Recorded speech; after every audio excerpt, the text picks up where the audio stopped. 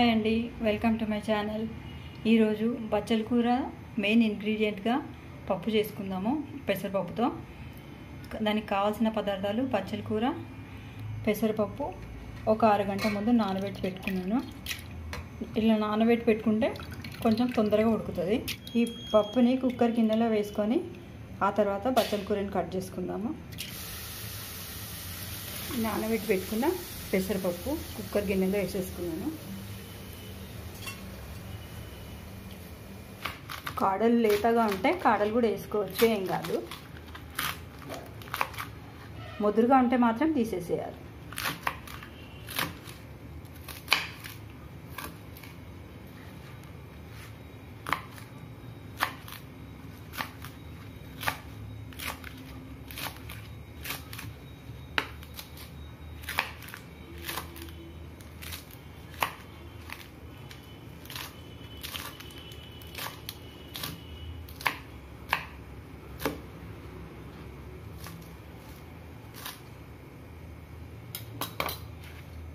Okay అండి, cut చేయడం అయిపోయింది. ఆ తర్వాత పచ్చిమిర్చిని సన్నగా కట్ చేసుకొని వేసుకుందాం పప్పులో. మరీ అంత సన్నగా లేకపోయినా పర్వాలేదు, జస్ట్ కొంచెం ముక్కలుగా చేస్తే కొంచెం కారం మంచిగా పప్పులోకి దిగుతుంది. అట్లనే ఒక టమాటా కూడా తీసుకొని కట్ చేసుకొని పెట్టుకుందాం.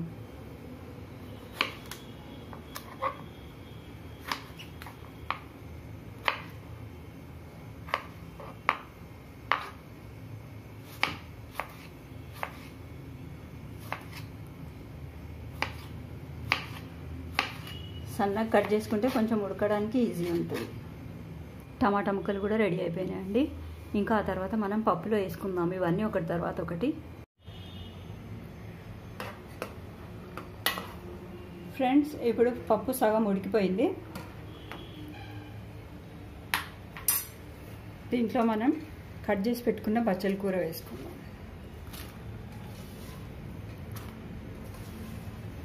ఆ తర్వాత టమాటోలు, తర్వాత పచ్చిమిరపకాయలు, సరిపడా పసుపు, కారం పొడి, టేస్ట్కి సరిపడా ఉప్పు,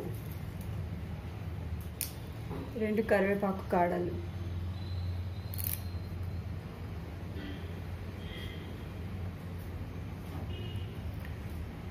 ఆ తర్వాత దీన్ని మంచిగా కలుపుకొని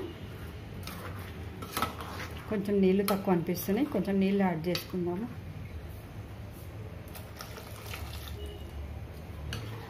ఇది తొందరగానే ఉడికిపోతుంది. అయితే దీనికి కుక్కర్ మూత పెట్టని అవసరం లేదు, ఏదో మామూలు మూత పెట్టేసుకొని ఉడికించుకుందాం. కుక్కర్ మూత పెడితే చాలా ఉడికిపోతుంది, అందుకని మామూలుగా ఇట్లాంటిది ఫ్లాట్దే పెట్టేసుకుందాం.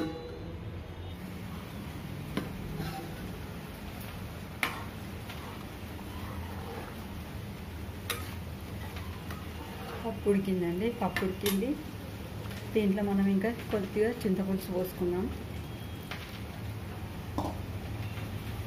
ఆల్రెడీ చింతపండు నేను వేడి చేసి పెట్టిన అనమాట, అందుకనే ఎక్కువసేపు పెట్టాల్సిన అవసరం లేదు.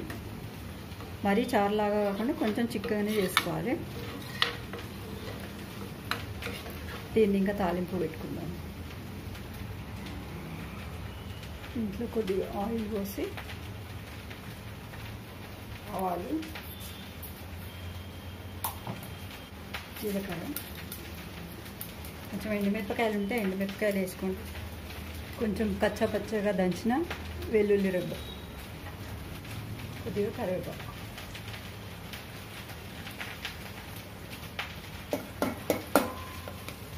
కొంచెం ఎల్లిపాయలు వేసినాక మనం పప్పులో ఇది పోసేసుకుందాం. తాలింపుని వేసేసుకుందాం.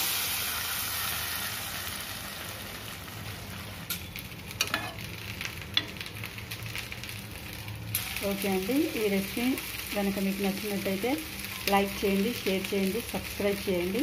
పక్కన ఉన్న బెల్ ఐకాన్ని క్లిక్ చేయండి. మీరు నా ఛానల్ని తప్పకుండా సపోర్ట్ చేస్తారని అనుకుంటున్నాను. Thank you for watching. Bye.